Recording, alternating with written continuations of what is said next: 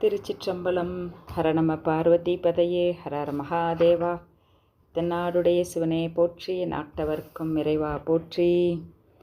சைவ சித்தாந்த நூல்களிலே நாம் இன்றைக்கு பார்க்க இருப்பது இரண்டாவது நூலாக போற்றி பாதுகாக்கப்படும் திருக்களிற்றுப்படியார் என்ற நூல்.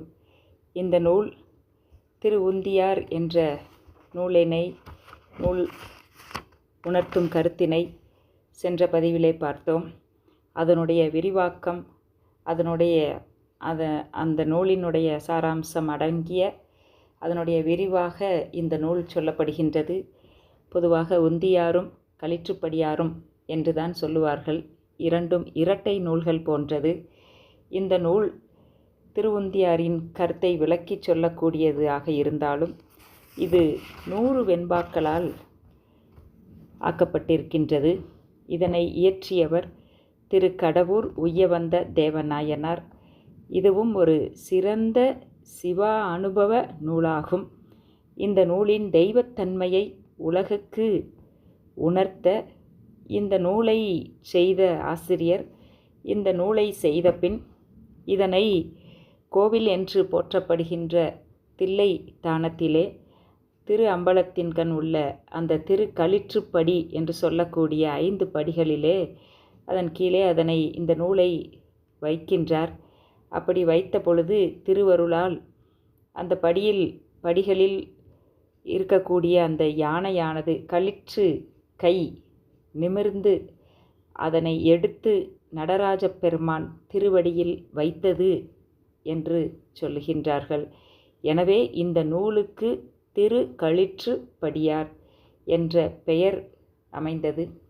இந்த 2 அனுபூதி ஞான நூல்களிலும் உள்ள செய்யுள்கள் இந்த அனுபூதி நிலையினை சிவ அனுபவத்தை உணர்த்துவதாக இருக்கின்றது. பல செய்யுள்கள் இருந்தாலும் ஒரு சில செயல்களை இங்கே நாம் பார்க்கலாம்.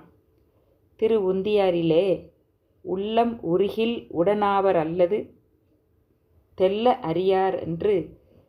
தெல்ல அரியர் என்று உந்திப்பற சிற்பரச் செல்வன் என்று உந்திப்பற உள்ளம் உருகில் உடன் ஆவர். இது சிவ அனுபவத்தை குறிக்கக்கூடிய வாக்கியம். பொற்கொழு கொண்டு வரகுக்கு உழுவதியன் அக்கொழு நீ அறிந்து உந்திப்பற அறிந்து அறியாவண்ணம் உந்திப்பற.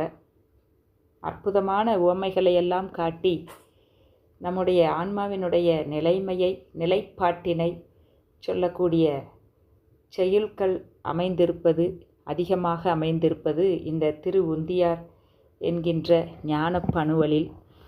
திருக்களிற்றுப்படியாரிலே அஞ்செழுத்துமே அம்மையப்பர் தம்மை காட்டுதலால் அஞ்செழுத்தை ஆறாக பெற்றறிந்து அஞ்செழுத்தை ஓதப்புக்குள்ள மதியும் கெடிலும் உமைகோன் கேதமர வந்து அளிக்கும்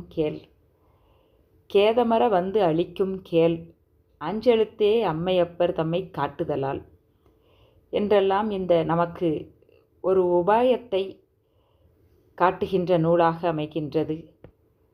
அன்பே அன்பே என்று அன்பால் அழுது அரற்றி அன்பே அன்பாக அறிவழியும் அன்பன்றி தீர்த்தம் தியானம் அன்பு அன்றி தீர்த்தம் தியானம் சிவார்ச்சனைகள் செய்யும் அவை சாற்றும் பழமன்றேதான் என்றெல்லாம் இந்த திருக்களிற்றுப்படியார் நமக்கு சிவ அனுபவத்தை உணர்த்துகின்றது.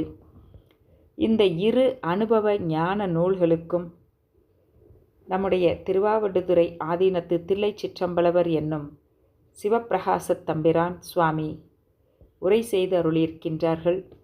இன்னும் எத்தனையோ அருளாளர்கள் உரை செய்திருக்கின்றார்கள். திருச்சிற்றம்பலம். ஞான சாத்திர நூல்கள் சொல்லும் கருத்தினை தொடர்ந்து நாம் சிந்திப்போம். திருச்சிற்றம்பலம்.